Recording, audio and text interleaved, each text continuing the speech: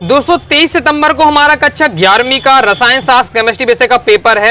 लगातार दोस्तों मैं आपकी तैयारी कराते जा रहा हूं। ओके, आई होप दोस्तों आपने अपने 2 अंकी वाले जो मैंने आपको बताए हैं तैयार कर लिए होंगे। इस वीडियो में दोस्तों हम 3 अंकीय 4 अंकीय महत्वपूर्ण प्रश्न उत्तर के साथ देखने वाले हैं। सो दोस्तों वीडियो को ध्यान से अंत तक देखिएगा और क्या है क्वेश्चन के सॉल्यूशन तैयार करते जाइएगा। चलिए देख लेते हैं। सबसे पहले देख लेते हैं 3 अंकीय वाले महत्वपूर्ण प्रश्न। पहला हमारा, एक ही वर्ग में उपस्थित तत्वों के भौतिक और रासायनिक गुणधर्म समान क्यों होते हैं? प्रीवियस ईयर में आ चुका है। चलिए देख लेते हैं। सॉल्यूशन इस प्रकार से हो जाएगा, एक ही वर्ग में उपस्थित तत्वों के इलेक्ट्रॉनिक विन्यास समान होते हैं, अर्थात उनकी संयोजी कक्षा में इलेक्ट्रॉन की संख्या समान होती है। इसी कारण एक ही वर्ग में उपस्थित तत्वों के भौतिक और रासायनिक गुणधर्म समान होते हैं, जबकि इनके भौतिक जो अभिलक्षण होते हैं बहुत कम परिवर्तन दर्शाते हैं। तो रीजन क्या है कि जो एक ही वर्ग में जितने भी तत्व उपस्थित होते हैं उनका इलेक्ट्रॉनिक विन्यास समान होता है, साथ ही जो संयोजी कक्षा में इलेक्ट्रॉनों की संख्या होती है वो भी समान होती है। यही कारण है कि उनके भौतिक और रासायनिक गुण क्या है, समान होते हैं। आगे देख लेते हैं। आगे तो हमारा नेक्स्ट क्वेश्चन है, किसी वर्ग या आवर्त में परमाणु त्रिज्या किस प्रकार परिवर्तित होती है? इस परिवर्तन की व्याख्या आप किस प्रकार करेंगे? तो देख लेते हैं। तो इसका सॉल्यूशन आपका इस प्रकार दिया हुआ है। ये क्वेश्चन दोस्तों आपके प्रीवियस ईयर की त्रैमासिक परीक्षा पेपर में आ चुका है, इंपॉर्टेंट है। तो ये आपका दिया हुआ आंसर अच्छे से इसे आपको तैयार कर लेना है कि किसी वर्ग या आवर्त में परमाणु त्रिज्या किस प्रकार से परिवर्तित होती है और परिवर्तन की आपको व्याख्या भी करनी है। सॉल्यूशन आपको इस प्रकार से दिया हुआ, तैयार कर लीजिएगा। ओके, तो इस प्रकार से दोस्तों हमारा ये कंप्लीट हो जाता है। आगे देख लेते हैं। आगे दोस्तों हमारा नेक्स्ट क्वेश्चन है, NH3 तथा NF3 में किस अणु का द्विध्रुव आघूर्ण अधिक है और क्यों? इसे देख लेते हैं। सॉल्यूशन दोस्तों हमारा ये दिया हुआ है, NH3 तथा NF3 दोनों अणुओं का आकार पिरामिडीय होता है, परंतु NH3 में द्विध्रुव आघूर्ण NF3 की अपेक्षा अधिक होता है। NH3 में क्या है, एकांकी इलेक्ट्रॉन युग्म में का द्विध्रुव 3 NH बंधों से दिशा में होता है, जबकि NF3 है उसमें एकांकी युग्म का द्विध्रुव आघूर्ण 3 NF बंधों के विपरीत दिशा में होता है, जिसके कारण NF3 का द्विध्रुव आघूर्ण का मान घट जाता है। तो इस प्रकार से हमारा कंप्लीट हो जाता है। आगे देख लेते हैं। आगे दोस्तों हमारा नेक्स्ट क्वेश्चन है, निम्नलिखित अणुओं में सिग्मा और पाई आबंधों की कुल संख्या कितनी होगी? ये आपको बताना है। C2H2 दिया है, CH4 दिया हुआ। ओके, तो ये आपका इस प्रकार से आपका दिया हुआ है, अच्छे से आपको तैयार कर लेना है। पहले C2H2 दिया हुआ है, तो ये आप देख सकते हैं किस प्रकार से आपका रहने वाला है। इसमें आपको सिग्मा और पाई बंध की आपको संख्या बतानी है। बिल्कुल सिंपल है, आपको पहले इनकी क्या है संरचना आपसे बनाते बननी चाहिए। चलिए मैं दोस्तों आपको थोड़ा समझा देता हूँ। जैसे C2H2 है आपको, ओके, तो आपकी संरचना बनानी है। तो यहाँ आपको चाहिए है, आपको 2 कार्बन चाहिए, तो भाई 2 कार्बन ले लिए हैं और 2 आपको H जोड़ने हैं, तो 2 एक इससे जोड़ दिया, दूसरे वाले से एक इससे जोड़ दिया। ओके, लेकिन यहाँ जो कार्बन की जो संयोजकता है वो 4 होती है, तो एक संतुष्ट हुई, अभी 3 चाहिए, इसको भी 3 चाहिए, तो यहाँ आपका ट्रिपल बॉन्ड बन जाएगा। तो अब कार्बन संतुष्ट हो चुका है और हाइड्रोजन भी आपका संतुष्ट हो चुका है। बस अब इसमें गिन लीजिए कितने सिग्मा है, कितने आपके पाई बंद है। तो देखिए 1 सिग्मा हो जाता है आपका, 2 सिग्मा और 3 सिग्मा। ओके, 3 सिग्मा हो जाता है और एक आपका पाई होगी, वो आपकी डबल बॉन्ड होगी। क्यों? क्योंकि यहाँ के आपके 3 जगह हुए, तो एक इसका आपको अगर इससे लिया जाए तो ये बनता है, और यहाँ से अगर इसके लिया जाए तो ये बनता है। 2 यहाँ के आपके पाई यहाँ बनेंगे। ओके, तो ये आपके 2 पाई हो जाते हैं, आपके 3 सिग्मा हो जाते हैं। नेक्स्ट हम देख लेते हैं। नेक्स्ट हमारा दिया हुआ है जैसे CH4 है, तो CH4 किस प्रकार से लिखेंगे? C आपका रहेगा, 4 आपके इस प्रकार से हाइड्रोजन जोड़े रहेंगे। ओके, तो यहाँ आपका क्या है, इसमें सब क्या सिग्मा है, तो 4 आपके केवल सिग्मा होंगे, पाई बंद इसमें नहीं होगा। फिर नेक्स्ट अगर इसमें देखिए एक और दिया हुआ C2H4 है, C2H4 है, तो ये किस प्रकार से बनेगा? 2 आपके कार्बन हो जाते हैं। फिर आपको इसमें क्या है, हाइड्रोजन 2 जोड़ने हैं, तो 2 हाइड्रोजन जुड़ जाते हैं, यहाँ आपके 2 हाइड्रोजन जुड़ जाते हैं। अब यहाँ कार्बन की कितने, 1 2 3 संतुष्ट हुए, तो एक और यहाँ डबल बॉन्ड बना देंगे। अब यहाँ सही हो जाता है, परफेक्ट बन जाता है डायग्राम। अब गिन लेते हैं, तो 1 सिग्मा, 2 सिग्मा, 3 सिग्मा, 4 सिग्मा, 5, तो 5 आपके इसमें हो जाते हैं आपके सिग्मा। ओके, पाई बंद केवल एक ही, ये डबल बॉन्ड एक दिख रहा, तो एक आपका केवल क्या हो जाता है, एक आपका हो जाता है आपका पाई बंद। ओके, तो एक आपका पाई आपके रहने वाले हैं 1 2 3 4 5 आपके रहेंगे सिग्मा। ओके, इस प्रकार से हो जाता है कंप्लीट। आगे नेक्स्ट देख लेते हैं। नेक्स्ट दोस्तों हमारा क्वेश्चन है, BeF2 तथा OF2 दोनों त्रिपरमाणुक अणु होने के बाद भी उनकी आकृतियां अलग हैं, क्यों? चलिए इसे देख लेते हैं। जितने क्वेश्चन बाकी आपको बता रहा हूँ आदि वेबसाइट अनुरागसाडीclasses.com से प्राप्त कर सकते हैं। गूगल पर जाइए, सर्च करिए अनुरागसाडीclasses.com, सबसे पहले वेबसाइट मिलेगी, ओपन करके आप क्या है क्लास 11 के सभी सब्जेक्ट के त्रैमासिक के इंपॉर्टेंट देख लीजिएगा। इस क्वेश्चन को हम देख लेते हैं कि BeF2 OF2 दोनों के त्रिपरमाणुक अणु होने के बाद भी क्या उनकी आकृति अलग होती है, तो क्या कारण है? ये आपका रीजन दिया हुआ है, तो इसको आपको तैयार कर लेना है। BeF2 और तथा OF2 दोनों त्रिपरमाणुक अणु हैं, पर इनकी संरचना अलग है, क्योंकि BeF2 की एक रेखीय संरचना होती है, इसमें sp संकरण होता है, लेकिन OF2 में क्या एकांकी युग्म होने के कारण उसकी आकृति बेंट या चतुष्फल की होती है, आकृति में डिफरेंस हो जाता है। जबकि इनके जो अणु त्रिपरमाणुक अणु हैं, लेकिन इनकी जो आकृति है, इसमें आपका BeF2 है, इसमें आपका रेखीय आकृति बना रहा है, जबकि इसमें जो आपका होता है OF2, इसमें क्या है, एकांकी इलेक्ट्रॉन युग्म होते हैं। तो एकांकी इलेक्ट्रॉन युग्म होने के कारण इसमें क्या हो जाता है, आपका आकृति आपकी बेंट यानी मुड़ जाना, थोड़ी मुड़ी सी आकृति, मुड़ गया है, इनके मुड़ी सी आकृति बनती है। जबकि BF2 सीधा है, जबकि इसके जो एंगल इसमें बन रहा होगा, इस कारण क्या हो जाता है आपके, तो इनमें आपके क्या है, आकृतियां अलग हो जाती है। मैंने इसका रीजन क्या है, आकृतियां अलग होने का रीजन है कि इसमें क्या है, एकांकी इलेक्ट्रॉन पाए जाते हैं OF2 में, जबकि BF2 में एकांकी इलेक्ट्रॉन नहीं। ओके, ये आपका हो जाता है कंप्लीट। आगे देख लेते हैं, नेक्स्ट देख लेते हैं। नेक्स्ट हमारा क्वेश्चन है पीड़ित प्रभाव और इलेक्ट्रोमेरिक प्रभाव में अंतर लिखिए। तो पीड़ित प्रभाव और इलेक्ट्रोमेरिक प्रभाव में आपको अंतर बताना है, तो ये आपका दिया हुआ है। पीड़ित प्रभाव और इलेक्ट्रोमेरिक प्रभाव में अंतर अच्छे से तैयार कर लीजिएगा। पीड़ित जो प्रभाव होता है एक स्थायी प्रभाव है, जबकि इलेक्ट्रोमेरिक प्रभाव एक अस्थायी प्रभाव है। फिर आपको इस प्रकार से दिया हुआ है, यह प्रभाव सिग्मा बंध के इलेक्ट्रॉनों के विस्थापन के कारण उत्पन्न होता है, और जो इलेक्ट्रोमेरिक प्रभाव है यह प्रभाव पाई बंध के इलेक्ट्रॉनों के विस्थापन के कारण उत्पन्न होता है। ओके, इस प्रकार से आपका दिया हुआ तैयार कर लीजिएगा। 4 पॉइंट आपके हो जाते हैं और एक और आपका दिया हुआ है, तो इसे आपको अच्छे से तैयार कर लेना है। ये आपका 5वां पॉइंट है, तो आपको इसमें 5 दिए हुए, कम से कम 4 तो आपको तैयार करके रखना है, क्योंकि आपको लॉन्ग में भी आ सकता है क्वेश्चन। ओके, आगे नेक्स्ट दोस्तों हमारा क्वेश्चन है संयुग्मी अम्ल तथा संयुग्मी क्षार से क्या समझते हैं, इसे देख लेते हैं। तो दोस्तों आपका ये दिया हुआ संयुग्मी अम्ल क्षार क्या होता है। ओके, तो संयुग्मी अम्ल आपकी ये बताया जा रहा है, संयुग्मी अम्ल के बारे में बताया, संयुग्मी क्षार के बारे में बताया, बहुत ज़्यादा इंपॉर्टेंट है। संयुग्मी अम्ल क्या कहलाते हैं, यदि कोई अणु आयन प्रोटॉन ग्रहण करता है तो उससे बनने वाला जो समूह अम्ल की भांति क्या है, कार्य करता है, क्योंकि इसमें क्या है, प्रोटॉन दान करने की प्रवृत्ति होती है, इससे क्या है, इसलिए उस क्षार को क्या संयुग्मी अम्ल कहते हैं। इस बार से आपका दिया हुआ है। फिर संयुग्मी क्षार के बारे में भी आपका दिया हुआ है, अच्छे से तैयार कर लीजिएगा।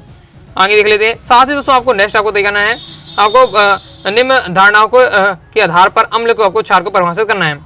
अम्ल और क्षार की परिभाषा देनी है, लेकिन अलग अलग वैज्ञानिकों के अनुसार, आर्गेनिक के अनुसार, ब्रांच लॉरी के अनुसार, लुई के अनुसार। पेपर में अक्सर आता है, अच्छे से तैयार कर लीजिएगा। और आपको पता होना चाहिए, अम्ल और क्षार की परिभाषा याद होनी चाहिए, सबके अलग अलग के अनुसार, आर्गेनिक के अनुसार क्या है, ब्रांच लॉरी के अनुसार क्या है, लुई के अनुसार क्या है, तो आपकी दी हुई है। ओके, आपका अम्ल की परिभाषा आर्गेनिक के अनुसार दी हुई है, फिर ब्रांच लॉरी के अनुसार दी है अम्ल की परिभाषा, फिर लुई के अनुसार दी है अम्ल की परिभाषा। अच्छे से तैयार कर लीजिएगा, बहुत ज़्यादा इंपॉर्टेंट है। आगे नेक्स्ट दोस्तों हमारे क्षार की परिभाषा दी है आर्गेनिक के अनुसार, फिर राष्ट्रीय लॉरी के अनुसार और लुई के अनुसार। तो अम्ल और क्षार की परिभाषा देख लीजिए। ओके, आगे देख लेते हैं। नेक्स्ट साथ ही आपको ओस्टवाल्ड का तनुता का नियम तैयार कर लीजिए, बहुत ज़्यादा महत्वपूर्ण है आपका। तो आपका ओस्टवाल्ड का तनुता का नियम दिया हुआ है, इसे भी अच्छे से कंप्लीट कर लेना है। आगे देख लेते हैं। आगे दोस्तों हमारा नेक्स्ट क्वेश्चन है सिग्मा एवं पाई बंध में अंतर लिखिए, इंपॉर्टेंट है, इसको भी थोड़ा अपनी तरफ से आप देख लीजिएगा। लाइक और शेयर ठोक दीजिए, महाकाल का लाइक और शेयर ठोक दीजिए। पूरा साल मेहनत करता हूँ आपके लिए बेटा, ऐसा नहीं चलेगा, ऐसा नहीं चलेगा। आगे देख लेते हैं। आगे दोस्तों आ जाते हैं हमारे 4 अंकी वाले महत्व। पहला है पीड़ित प्रभाव को समझाइए, इसके कोई 3 अनुप्रयोग लिखिए। तो इसका सॉल्यूशन इस बार से आपका दिया हुआ है। पीड़ित प्रभाव को आपको समझाना है और उसके 3 अनुप्रयोग लिखने हैं। तो ये आपको पहले पीड़ित प्रभाव दिया हुआ है, फिर आपके पीड़ित प्रभाव के आपके प्रकार दिए हुए हैं इस प्रकार से। तो ये आपको इसे तैयार कर लेना है। फिर आपके 2 प्रकार के होते हैं, ऋणात्मक पीड़ित प्रभाव, धनात्मक पीड़ित प्रभाव बताया गया है। फिर पीड़ित प्रभाव के आपके अनुप्रयोग दीजिए गए, तो ये आपके दिए हुए हैं, जैसे बसी अम्लों की प्रबलता की तनुता के लिए, एमिनो की क्षारीयता गुण के लिए, द्विध्रुव आघूर्ण की उपस्थिति के लिए, इन सबके पीड़ित प्रभाव को होता है उपयोग। ओके, तो हमारा ये कंप्लीट हो जाता है। आगे देख लेते हैं। आगे दोस्तों हमारा नेक्स्ट क्वेश्चन है इलेक्ट्रोमेरिक प्रभाव क्या है, प्लस ई और माइनस ई प्रभाव स्पष्ट कीजिए। तो आपको ये दिया हुआ है इलेक्ट्रोमेरिक प्रभाव, तो इसको आपको तैयार कर लेना है। स्क्रीनशॉट इसका क्या है, फास्ट ही आप ले लीजिए। इसके आगे देख लेते हैं। इसके आगे आपका ये दिया हुआ है। ओके, अब इसमें आपका प्लस यानी धनात्मक इलेक्ट्रॉनिक प्रभाव और आपका ऋणात्मक इलेक्ट्रोमेरिक प्रभाव को आपको समझाना है, तो आपका दिया हुआ है, तैयार अच्छे से कर लीजिएगा। और इसके भी अनुप्रयोग आपके दिए हुए हैं, कंप्लीट हो जाता है। आगे देख लेते हैं। आगे दोस्तों हमारा नेक्स्ट क्वेश्चन है क्रियात्मक समूह समयावता और स्थान समयावता को एक एक उदाहरण देकर स्पष्ट कीजिए। तो सॉल्यूशन इस प्रकार से दिया है, क्रियात्मक समूह समयावता और स्थान समयावता को एक उदाहरण देकर समझाना है। तो ये आपका दिया है क्रियात्मक समूह समयावता। ओके, इसके बाद दोस्तों आपका ये दिया हुआ है स्थान समयावता। ओके, तो अच्छे से आपको इसे तैयार कर लेना है, क्रियात्मक समयावता और स्थान समयावता के बारे में कंप्लीट हो जाता है। आगे देख लेते हैं। आगे बढ़ने से दोस्तों बताना चाहूँगा, अगर दोस्तों आप क्लास 11th की केमिस्ट्री सब्जेक्ट की प्रॉपर रूप से तैयारी करना चाहते हैं फाइनल एग्जाम के लिए, अनुराग साड़ी क्लासेस के क्लास 11th केमिस्ट्री कोर्स को ज्वाइन कर सकते हैं। कोर्स को दोस्तों ज्वाइन करने के लिए 90 39 53 44 79 इस दी गए व्हाट्सएप में मैसेज करके गया है, कोर्स के बारे में जानकारी ले सकते हैं और कोर्स को ज्वाइन कर सकते हैं। ऑल चैप्टर आपको क्या नोट्स मिल जाएंगे, ऑल चैप्टर इंपॉर्टेंट क्वेश्चन मिल जाएगा, question answer, objective question answer, previous year paper, जैसे आप प्रॉपर रूप से तैयारी कर पाएंगे। नेक्स्ट दोस्तों हमारा क्वेश्चन है इलेक्ट्रॉन स्नेही तथा नाभिक स्नेही क्या उदाहरण से है, तो समझाइए। जैसे सॉल्यूशन इस प्रकार से दिया हुआ है और ये दोस्तों आपको क्वेश्चन प्रीवियस ईयर में आ चुका है, त्रैमासिक परीक्षा के लिए इंपॉर्टेंट है। इलेक्ट्रॉन स्नेही तथा नाभिक स्नेही क्या है, तो पहले आपका इलेक्ट्रॉन स्नेही बता गया है, वो उदाहरण से साथ बता गया है, फिर आपका नाभिक स्नेही दिया हुआ है, तैयार अच्छे से कर लीजिएगा और इसके आपको दिया हुआ है। ओके, आगे ये हमारा क्या कंप्लीट हो जाता है। आगे देख लेते हैं। ये हमारा दिया हुआ है आपका नाभिक स्नेह की उदाहरण। ओके, आगे देख लेते हैं। आगे दोस्तों हमारा नेक्स्ट क्वेश्चन है, निम्न को समझाइए।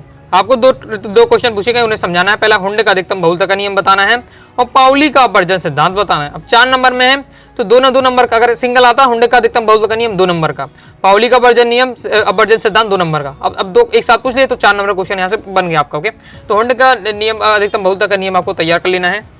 दोस्तों आपका ये दिया हुआ है हुंड की अधिकतम बहुलता का नियम, उदाहरण सहित आपको समझाना है। ये आपका हुंड का नियम दिया हुआ है। ओके दोस्तों, आपको बाउ का सिद्धांत, पाउली का अपवर्जन सिद्धांत, n+1 का नियम, हुंड का अधिकतम बहुलता का नियम, ओके, हाइजेनबर्ग की अनिश्चितता का सिद्धांत है। ये 4-5 टॉपिक है जो आपको इस चैप्टर से बनने ही चाहिए। ओके, साथ ही डी ब्रोगली समीकरण भी तैयार करना है। तो ये मैंने आपको 4 से 5 टॉपिक जो बताए हैं उन्हें आपको अच्छे से तैयार करके रखना है। ये आपका हुंड का अधिकतम बहुलता का नियम हो जाता है। इसके बाद दोस्तों आपको पाउली का अपवर्जन सिद्धांत का उदाहरण से तैयार कर लेना है। तो ये आपका दिया है पाउली का अपवर्जन सिद्धांत। ओके, तो ये आपको तैयार करना है। इसके आगे आपका ये दिया हुआ है, तो अच्छे से तैयार कर लीजिएगा। 5 से 6 आपके जो नियम है तैयार करके रखना है। ओके, मैं दोबारा बता देता हूँ। अब बाउ का सिद्धांत हो जाता है, पाउली का अपवर्जन सिद्धांत हो जाता है, n+1 का नियम हो जाता है, हुंड का अधिकतम बहुलता का नियम हो जाता है, हाइजेनबर्ग की अनिश्चितता का सिद्धांत हो जाता है, डी ब्रोगली समीकरण। ये टॉपिक आपको तैयार करके रखना है, कंप्लीट हो जाता है। ओके, आगे नेक्स्ट वही क्वेश्चन है हमारा, हाइजेनबर्ग के अनिश्चितता का सिद्धांत क्या है, गणितीय सूत्र भी आपको बताना है। ओके, तो हाइजेनबर्ग का अनिश्चितता का सिद्धांत आपका ये दिया हुआ है, तो इसे आपको तैयार कर लेना है। मैं पूरा आपको इसमें हाइजेनबर्ग की अनिश्चितता का सिद्धांत बता रहा हूँ। तो इसका स्क्रीनशॉट लेकर आपको तैयार कर लेना है। आगे देख लेते हैं। आगे दोस्तों हमारा नेक्स्ट क्वेश्चन है, पदार्थ की द्वितीय प्रकृति क्या है, इससे संबंधित डी ब्रोगली समीकरण लिखिए। तो इसे देख लेते हैं। तो ये आपका ये क्वेश्चन दिया हुआ, पदार्थ की द्वितीय प्रकृति क्या है, इससे संबंधित डी ब्रोगली समीकरण लिखना है। तो ये आपका दिया हुआ है, अच्छे से सभी को तैयार कर लीजिएगा। ये आपका दिया हुआ है पदार्थ की द्वितीय प्रकृति और इससे संबंधित डी ब्रोगली के समीकरण। ओके, ये पदार्थ की भी द्वितीय प्रकृति यहाँ बताई जा रही थी, अब यहाँ डी ब्रोगली का समीकरण आपको समझाया जा रहा है। तो ये आपका दिया हुआ है। ओके, तो ये हमारा क्या है, कंप्लीट हो जाता है। आगे देख लेते हैं। आगे नेक्स्ट और लास्ट दोस्तों हमारा क्वेश्चन है, कक्ष कक्षक में अंतर स्पष्ट कीजिए। दोस्तों आपका ये दिया हुआ कक्ष और कक्षक में अंतर। ओके, पेपर में इस प्रकार से भी आ सकता है, ऑर्बिटल और ऑर्बिटल में अंतर लिखिए। ओके, कंफ्यूज नहीं हो जाए। इंग्लिश में कहते हैं कक्ष को ऑर्बिटल और कक्षक को ऑर्बिटल कहते हैं। ओके, ये आपका अंतर दिया हुआ है, अच्छे से तैयार कर लीजिएगा। प्रीवियस ईयर में कई बार क्वेश्चन आ चुका है। ओके, इसकी जोड़ लीजिए। आगे देख लेते हैं। इसके आगे दोस्तों आपका ये दिया हुआ है, तो इन्हें आपको तैयार कर लेना है। ये हमारा कंप्लीट हो जाता है। ओके, इसके बाद नेक्स्ट बहुत ज्यादा इंपॉर्टेंट है आपका ये क्वेश्चन भी, क्वांटम संख्याएं कितने प्रकार की होती है, इनके नाम बताइए। ये भी आपका प्रीवियस ईयर में आ चुका है। ओके, तो क्वांटम संख्या देख लेते हैं, लॉन्ग में आपसे पूछा जाएगा। तो क्वांटम संख्या दोस्तों आपकी 4 प्रकार की होती है, एक मुख्य क्वांटम संख्या, एक दिगंशी क्वांटम संख्या, चुंबकीय क्वांटम संख्या और चक्रण क्वांटम संख्या। तो ये क्या है, इनको अच्छे से तैयार कर लीजिएगा। देखिए एक लाइन में यहाँ बता गया है, बिल्कुल परफेक्ट, उसे आपको अच्छे से तैयार करके रखना है, बहुत ज्यादा इंपॉर्टेंट है। आगे एक और आपको तैयार कर लेना है, समस्थानिक और संभारक में आपको जान लेना क्या है। ओके, तो ये आपका दिया है समस्थानिक और बिल्कुल इजी है। ओके, समस्थान जिनके स्थान समान हो, स्थान समान यानी परमाणु क्रमांक समान हो। तो ओके, ऐसे तत्व जिनके क्या है, एक ही तत्व के ऐसे परमाणु जिनके क्या है परमाणु आपका जो संख्या समान हो लेकिन द्रव्यमान भिन्न हो, वो आपका समस्थानिक कहलाता है। ओके, फिर आपका संभारक देख लेते हैं। तो संभारक आपका क्या कहलाता है, संभारक यानी समान भार होना, समान भार यानी परमाणु द्रव्यमान समान होना। तो एक ही तत्व के ऐसे परमाणु जिनके क्या है परमाणु, जिनका आपका परमाणु भार होता है वो समान होता है, लेकिन परमाणु जो क्रमांक होता है वो अलग अलग होता है, संभारक कहलाता है। कंप्लीट हो जाता है। इस प्रकार से दोस्तों इस वीडियो में 3 अंकी और 4 अंकी वाली महत्वपूर्ण कवर करा दी है। जितने क्वेश्चन बताए सभी तैयार कर लीजिएगा, बेहतरीन 200 प्रदर्शन करेंगे। ओके, इससे पहले 2 अंकी वाली बता चुका हूँ, उसे भी देख लीजिएगा। आगे वस्तुनिष्ठ चाहिए कमेंट बॉक्स में जरूर बताइएगा। वीडियो पसंद आए वीडियो लाइक करके सब्सक्राइब जरूर कर दीजिएगा। साथ ही दोस्तों टेलीग्राम चैनल व्हाट्सएप चैनल को ज्वाइन कर लीजिएगा। मिलते हैं नेक्स्ट वीडियो में, तब तक के लिए बाय बाय।